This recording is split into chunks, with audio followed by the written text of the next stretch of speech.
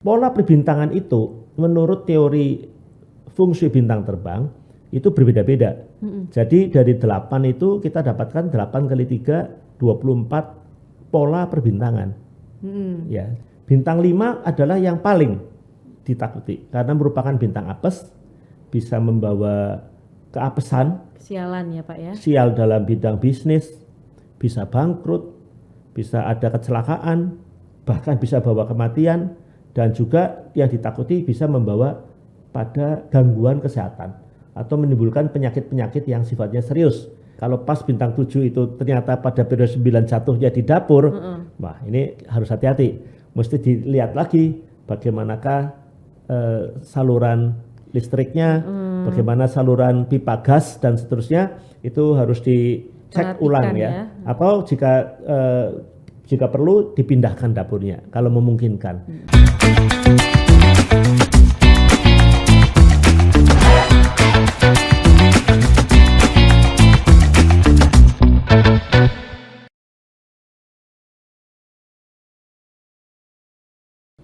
Halo Tribuners, kembali lagi bersama saya Esther. Pada podcast hari ini, tentunya hari ini masih kita membahas Feng Shui, tapi kali ini saya dan juga Pak Mauro di sini sebagai ahli Feng Shui gitu ya, akan memberikan info tentang sudut rezeki. Sudut rezeki yang dimaksud di sini, di mana sih sebenarnya sudut-sudut yang bisa memberikan kita itu keuangan atau kemakmuran yang lebih maksimal gitu ya. Mungkin saya sapa dulu Pak Mauro. Halo Pak Mauro. Halo sahabat Tribuners. Ya, kabarnya baik ya Pak ya. Baik, terima kasih. Iya Pak Mauro. Jadi saya pingin nih Pak sama teman-teman Tribuners ya yang pingin belajar Feng Shui bangunan di periode 9. Jadi kita pingin tahu nih Pak ya, boleh share tentang sudut-sudut mana ajakah yang bisa menghasilkan, melipat gandakan keuangan-keuangan kita gitu Pak di periode 9. Baik. Silakan Pak dijelaskan. Terima kasih Mbak Esther. Halo sahabat Tribuners, jumpa lagi dengan saya Feng Shui Mauro. Kali ini kita akan membahas di mana titik atau sudut rezeki untuk bangunan Feng Shui periode 9. Nah, tadi sudah diungkap salah satu dari titik rezeki itu adalah sebut keuangan. Tapi kita tahu juga sebetulnya yang disebut dengan rezeki itu selain keuangan tentu saja adalah kesehatan dan juga adalah kebahagiaan ya. Okay. Happiness, health, kemudian masalah wealth, kemakmuran. Ya, terima kasih. Nah, kita sekarang untuk membahas itu kita perlu pertama kembali melihat diagram perbintangan Feng Shui periode 9. Yaitu di mana bintang 9 berada di tengah seperti terlihat di dalam caption berikut ini. Biasanya di dalam caption ini kita lihat posisi arah-arah kompas adalah di atas itu adalah selatan ya. Di atas selatan, di bawah itu adalah utara, kemudian di sebelah kanan itu adalah barat dan di sebelah kiri adalah timur. Jadi kita dapatkan di sini bintang 9 di tengah, bintang 5 berada di utara, bintang 4 ada di selatan, bintang barat itu adalah 2 dan bintang timur adalah 7. Nah, sekarang di sisanya adalah bintang-bintang yang merupakan berada pada titik sudut lainnya. Di tenggara ada 8, di barat daya 9, di barat laut 1 dan di timur laut adalah 3. Nah, dari sini kita akan mencoba mencari titik atau sudut rezeki di bangunan rumah kita masing-masing. Caranya bagaimana? Itu tergantung pada arah hadap rumah kita masing-masing. Jadi rumah hadap ke utara misalnya berbeda dengan arah hadap ke timur, berbeda dengan arah hadap ke barat laut dan sebagainya. Dan juga para Tribuners, sahabat, kita lihat bahwa setiap sudut kompas itu terbagi menjadi 3. Begitu Mbak Esther. Jadi ada 3 titik gitu ya Pak 3 sektor. Sudut, 3 sektor ya. ya. Jadi satu sudut kompas kan 45. Dibagi 3 kan jadi masing-masing 15. Jadi kalau utara itu ada utara 1, utara 2 yang persis utara 3 yang terakhir. Lagi. Dan setiap itu demikian. Nah, pola perbintangan itu menurut teori Feng Shui bintang terbang itu berbeda-beda. Jadi dari 8 itu kita dapatkan 8 kali 3, 24 pola perbintangan. Ya, jadi Total kita harus ya. tahu ya. Jadi jangan mengatakan rumah saya ada utara, nanti dulu utara 1, 2 atau 3 gitu kan. Iya, nggak bisa Rumah ya Pak saya ada disamakan ya, gitu. saya hadap ke timur. Ya, lihat dulu timurnya, timur yang pertama, yang kedua atau yang ketiga. Pertama yang harus kita ketahui hal itu. Jadi kalau kita sudah ketahui, kita bisa mencoba mencarinya dengan lebih akurat. Ya. Nah, kemudian sebelum kita masuk ke arah tadi, kita perlu refreshing makna dari bintang-bintang. Ada maknanya. Ada juga maknanya. ya. Tiap bintang itu ada yang baik. Oh ya, ada yang ada baik, yang ada yang buruk. buruk, ada yang kurang Betul, bagus gitu ya. Betul. Dan kita mulai dengan bintang yang baik dan buruk, dan kita bisa lihat lebih dahulu bagaimana bintang itu bergerak. Ya, jadi dari kita lihat garis-garis biru itu dari tenggara ke barat laut, kemudian dari barat ke timur laut ke selatan, kemudian dari utara ke barat daya ke timur, itu adalah urutan. Sahabat Tribuner bisa melihat dari titik tenggara kita dapatkan 8 yang mendahului 9 yang di tengah, 8, 9, 1. Kemudian kita dari barat menuju ke timur laut selatan, setelah 1, 2, 3, 4. Lalu 5, 6, 7. Sesuai dengan arahan dari garis-garis biru yang menunjukkan gitu ya. Itu adalah dari mana datangnya angka tersebut apabila bintang 9 di tengah. Gitu. Sebagai tengahnya ya Pak ya, yang Betul. utama. Betul. Nah, tadi sudah saya sebutkan mengenai makna daripada bintang.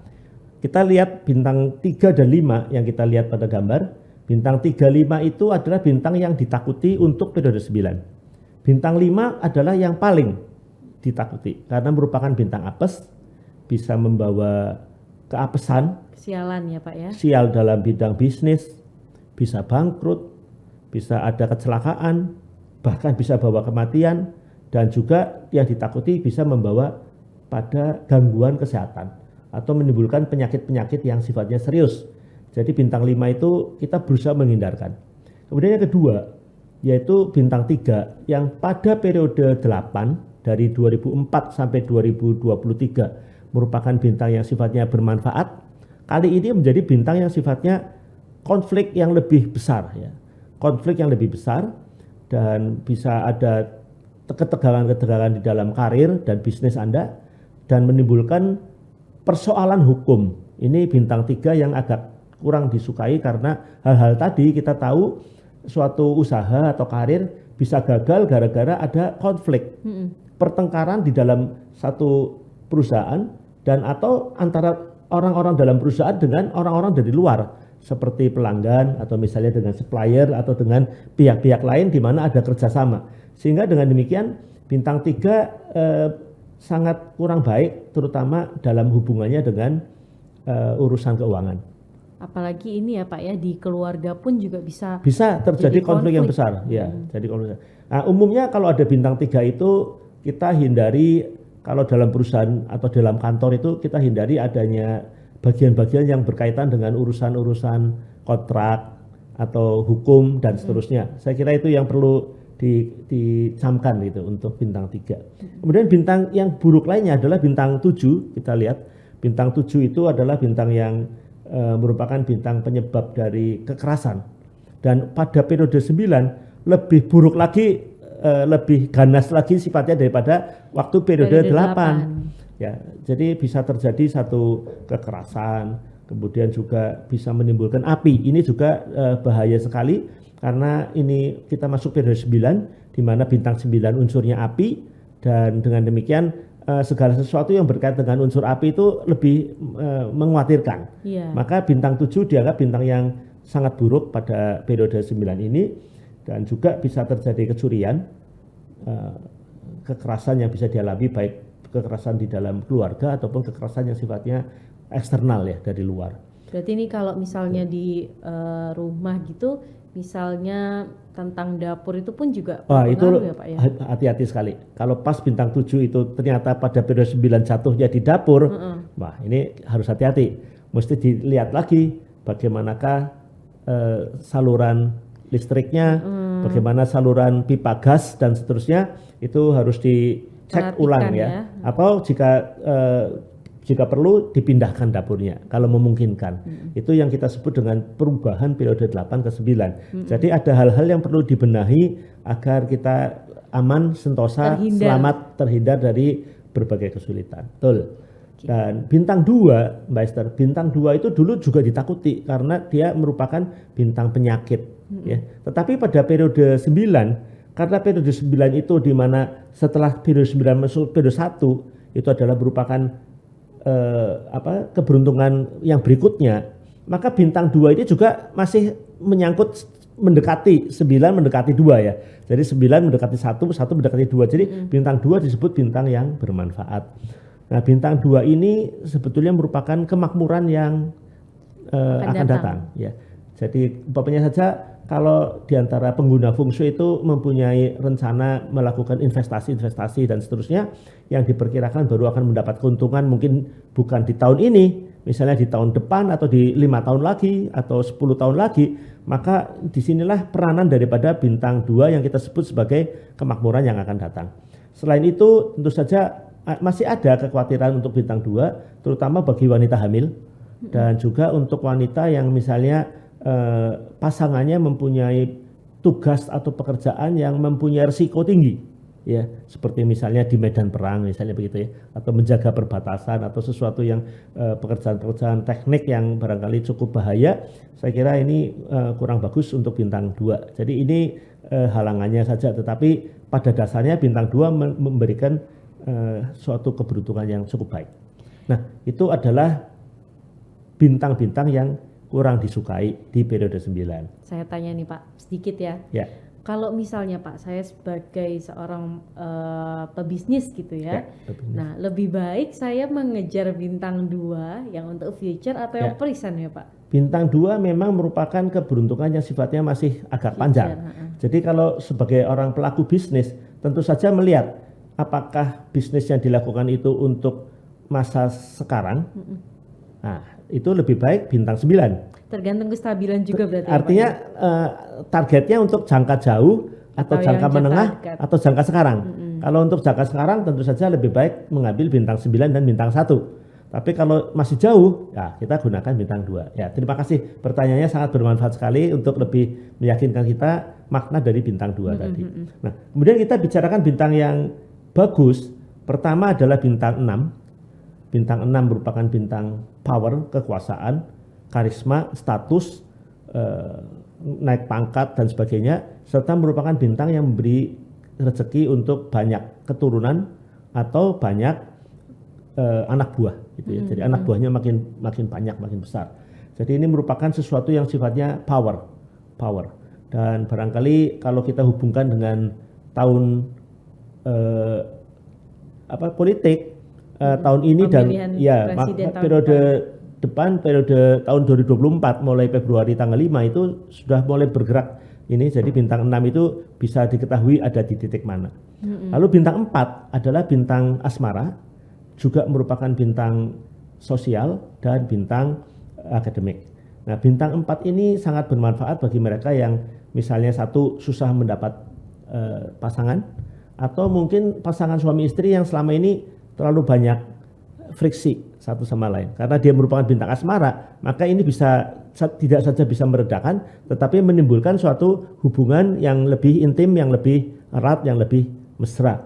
Jadi ini kegunaan dari bintang 4. Berarti kalau misalnya akademik ini Pak, buat ruang belajar anak-anak cocok untuk, ya Pak ya? Betul. Jadi kadang-kadang ada orang pasangan muda yang mempunyai anak-anak yang mungkin punya termasuk tempat ruang bermain ya.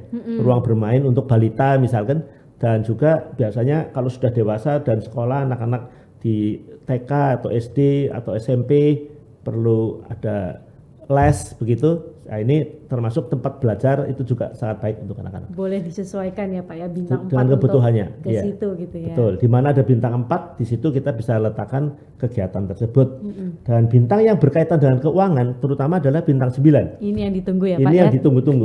Bintang 9 ini merupakan bintang yang merupakan sukses yang besar, keberuntungan, kemakmuran yang tinggi, kemudian sesuatu yang sifatnya membahagiakan. ada happy news gitu ya, lalu juga merupakan satu bintang yang memperpanjang jaringan network ya, networking itu makin besar sekali. Nah, ini penting sekali untuk bintang 9. Jadi ini yang sangat diharapkan oleh banyak orang. Dan selain itu tadi sudah disebut bintang 8, ada lagi bintang lain yang disebut bintang putih, yaitu selain bintang 6 yaitu bintang 8 dan bintang 1. 1, 6, 8 ini merupakan bintang-bintang putih yang tidak lekang karena waktu. Yang dimaksud tidak lekang karena waktu itu artinya dia tidak terpengaruh oleh periode. Masuk periode manapun juga, bintang 1, 6, dan 8 merupakan bintang yang sifatnya tetap baik, mempunyai energi positif. Nah, bintang 8 merupakan bintang yang sifatnya kemakmuran yang sudah lewat, ya, bintang rezeki yang sudah lewat. Jadi kekuatannya tidak seperti bintang 9. Jadi ketika masuk periode 8, bintang 8 ini yang paling hebat. Tetapi setelah masuk bintang 9, dia hanya merupakan bintang putih. Tetap merupakan bintang yang baik, memberi kemakmuran, tapi tidak sekuat bintang 9. Ya, jadi ada perbedaan kekuatan. Sedangkan bintang 1 itu adalah bintang yang sifatnya memberikan ilmu pengetahuan, kebijaksanaan, intelektualitas dan seterusnya, dan juga merupakan bintang keuangan yang cukup baik. Jadi 1, 6, 8, dan 9 itu yang dicari. Untuk periode 9 ya.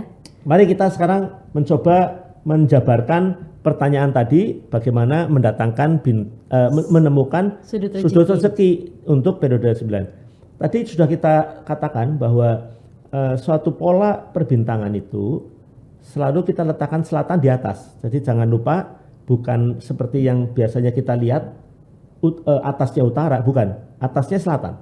Jadi bawahnya itu utara.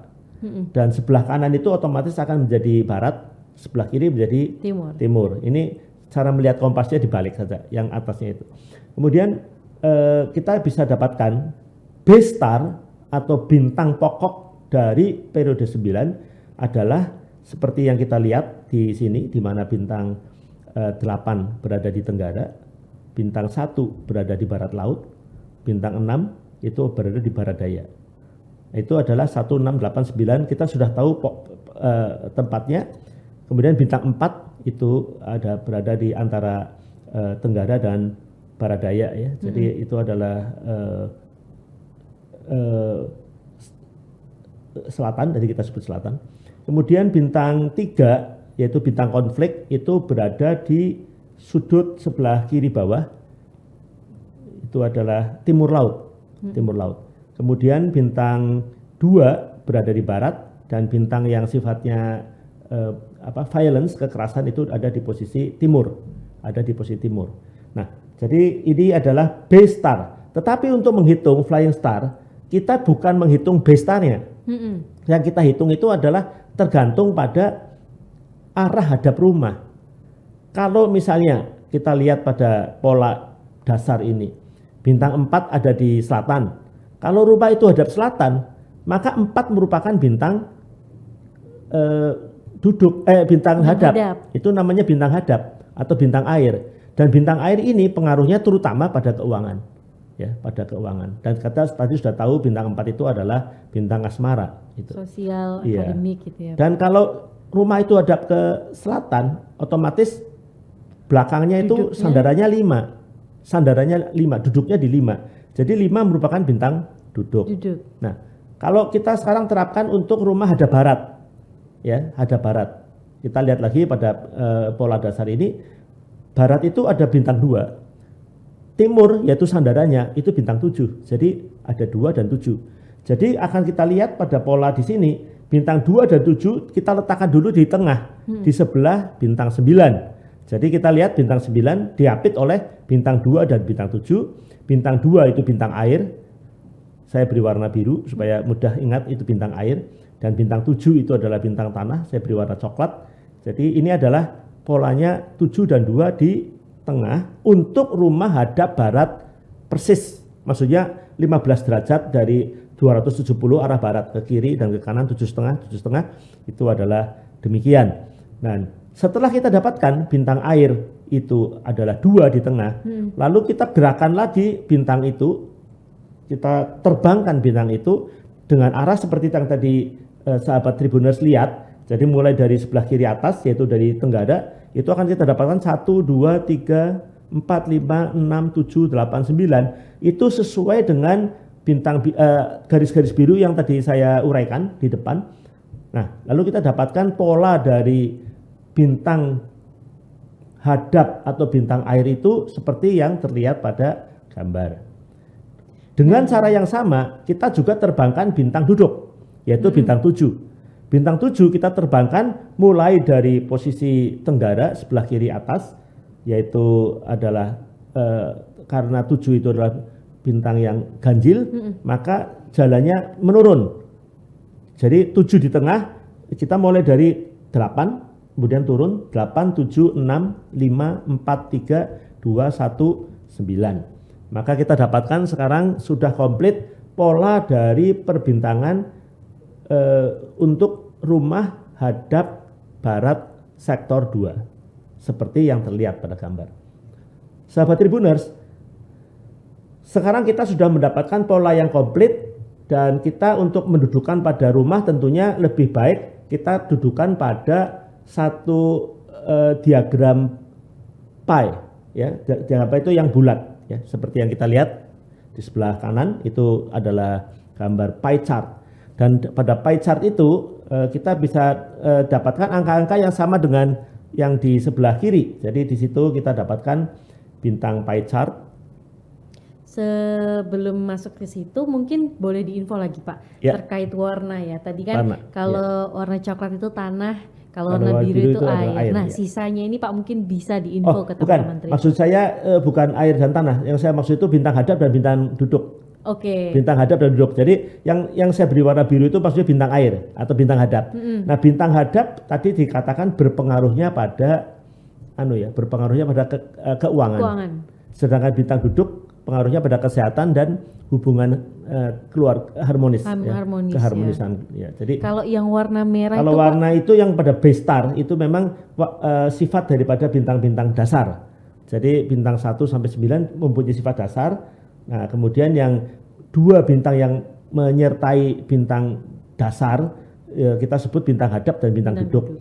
Nah, saya kira demikian. Jadi ini saya untuk bedakan saja supaya kita tahu, oh, bintang yang memberi keuangan itu yang biru, yaitu bintang air atau xiangxing, ya, xiangxing atau bintang air.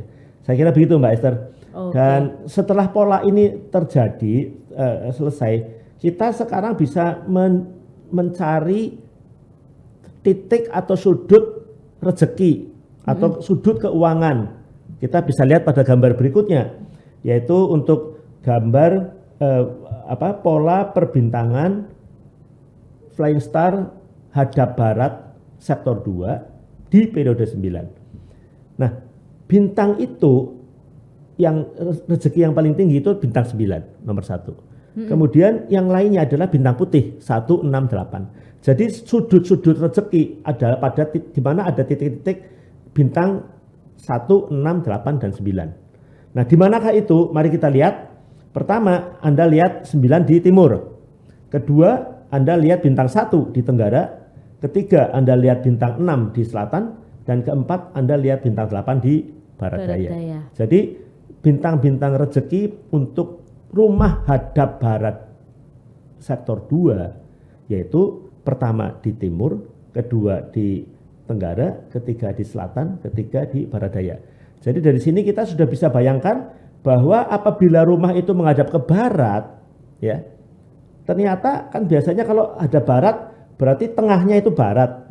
Sebelah kirinya kalau kita lihat dari dalam keluar, dari dalam kita lihat keluar, sebelah kirinya itu adalah barat daya, sebelah kanannya adalah barat laut. Jadi kita tahu bahwa sudut keuangan itu ada di barat daya. Kalau rumah itu rumah baru, dengan sendirinya akan menempatkan pintu masuknya bukan di posisi barat, tetapi di posisi barat daya, hadapnya barat. Ini yang saya sebut dengan arah hadap dengan posisi itu berbeda. Jadi bisa saja rumah itu menghadap ke barat, tapi posisinya di barat daya, gitu ya. Posisinya di barat daya, tapi hadapnya ke barat. Nah, itu supaya posisi pintu itu ada di sektor di mana ada titik rezeki atau yang kita sebut titik keuangan. Begitu caranya kita mengetahui sudut itu.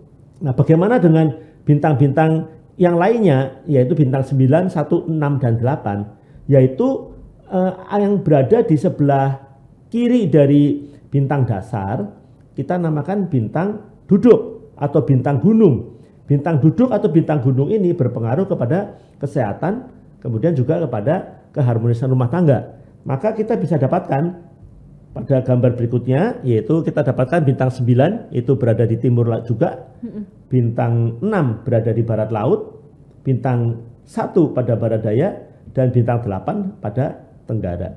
Nah, jadi kalau apabila yang dicari oleh pengguna feng shui itu adalah sudut-sudut kebahagiaan atau kesehatan, maka disitulah terdapat bintang-bintang kesehatan tersebut. Jadi kalau kita merencanakan satu rumah, kita bisa letakkan misalnya kamar tidur, ya, atau mungkin tempat untuk olahraga atau yang sifatnya untuk memberi kesegaran, misalnya itu diletakkan pada sudut-sudut tersebut. Nah, saya kira dengan demikian kita dapatkan 4 lokasi dari sudut rezeki dan kesehatan untuk rumah hadap barat, sektor 2, timur, tenggara, barat daya, dan barat laut. Nah, sahabat Tribuners mungkin bertanya, mana diantaranya yang cukup baik ya? Kita lanjutkan. Jadi kita lanjutkan, tadi ada bintang rezeki 9168 sebagai bintang air, dan kita dapatkan di barat daya didapatkan bintang 1, 6, dan 8 ya. 1, 6, dan 8 itu di barat daya itu adalah yang paling kuat, dan di timur ya kita bisa lihat pada caption saya lingkari merah itu ada double 9 ya. Jadi kita bisa dapatkan double 9 pada arah timur, bisa dilihat pada gambar saya lingkari merah ya. Saya lingkari dengan gambar merah. Itu adalah yang paling kuat untuk sudut-sudut rezeki yang baik untuk keuangan dan untuk kesehatan, dua-duanya ya. Ini ya Pak ya, 168 kemudian double 9. Ya, jadi jelas kita bisa temukan demikian. Dan yang berikutnya adalah bagaimana dengan sudut-sudut yang lain, yaitu sudut-sudut yang memberi kemakmuran dan kesehatan ya. Keharmonisan, kemakmuran, dan itu ada juga yang lainnya selain bintang ini, yaitu apa? Kita lihat pada gambar berikutnya. Yaitu pertama yang kita sebut yaitu bintang Hetu yang bedanya 5. Yaitu ya 7 dengan 2 itu adalah bintang Hetu, ada di utara dan di tengah. Utara dan tengah kita dapatkan bintang Hetu yaitu 7 dan 2. Bintang itu sangat auspicious, energinya positif, baik untuk kesehatan ataupun untuk keuangan. Itu baik dua-duanya. Kemudian selain bintang Hetu juga adalah bintang yang jumlahnya 10. Baik itu antara bintang hadap dengan bintang hadap dan duduk, atau bintang dasar dengan bintang duduk, atau bintang dasar dengan bintang hadap. Nah, kita dapatkan itu di selatan, yaitu 4 dengan 6 itu adalah jumlah 10, dan terakhir adalah bintang yang berurutan, yaitu misalnya ada di timur laut, kita dapatkan bintang 3, 4, dan 5 itu berada di timur laut. Jadi kita bisa dapatkan sudut-sudut yang bagus itu ada di masing-masing, dan yang buruk ternyata kita dapatkan di barat ya. Ada bintang 5 ya. Bintang 5 itu bintang yang buruk, bintang 4 memang bintang baik, tetapi bintang 4 tidak bisa menutup kekuatan dari bintang apes 5. Jadi untuk rumah menghadap barat sektor 2 pada periode 9 yang perlu dihindari itu hanya arah hadap barat. Yang lainnya relatif sangat baik. Nah, para sahabat Tribuners, saya ingin katakan sebetulnya hal yang menggembirakan adalah bahwa pola-pola perbintangan periode 9 dibandingkan pola-pola perbintangan periode 8 harus diakui periode 9 jauh lebih baik daripada periode 8. Jadi sebetulnya di antara para sahabat Tribuners dan para pengguna feng shui, saya anjurkan untuk melihat apakah rumahnya baik diubah dari rumah periode 8 menjadi periode 9 dengan cara-cara yang mungkin cukup sederhana, tidak terlalu rumit, dan akan kita diskusikan minggu depan. Oke, boleh. Pak Mauro, terima kasih. Saya akan wrapkan sedikit ya. Silakan. Ini informasi dari Pak Mauro yang tadi kita sudah lihat. Jadi gimana sih caranya kita bisa tahu sudut-sudut rezeki di periode 9, terutama tadi Pak Mauro sudah mencontohkan bagaimana kalau rumah yang hadap sektor barat 2 gitu ya Pak Betul. ya. Tadi bisa dilihat, teman-teman Tribuners bisa tahu nih bintang-bintang itu artinya maknanya apa. Tadi udah di-sharekan sama Pak Mauro. Kemudian bintang-bintang yang bagus itu yang mana sih? Yang tadi seperti Pak Mauro sudah info, pertama yang 168, kedua double 9, kemudian juga ada yang Angka hetu, angka hetu, beta 5, terus kemudian ada yang urutan ya, kemudian serta jumlah yang 10. berjumlah 10. Nah, itu udah clue yang sangat oke banget ya Pak ya, Betul. apalagi di periode 9 ini ya Iya. Pak ya. Dan hal yang sama boleh dilakukan untuk semua pola-pola perbintangan yang arah hadapnya berbeda-beda. Iya, nanti bisa coba untuk misalnya di hadap yang lain ya Pak ya, selain sektor 2 yang barat itu sektor ya. 2, ya. Oke deh. Nah, terima kasih Pak Mauro. Mungkin next kita bisa bahas lebih dalam lagi gimana mungkin penerapannya gitu ya Pak ya. Betul. Biar kita bisa lebih ngerti ya Pak ya, Betul. lebih paham. Oke. Terima kasih Tribuners. Selamat kita bisa berjumpa lagi ya. Selanjutnya saya Esther Handriani dan ini Pak Mauro. Sampai jumpa. Sampai jumpa. Semoga bermanfaat.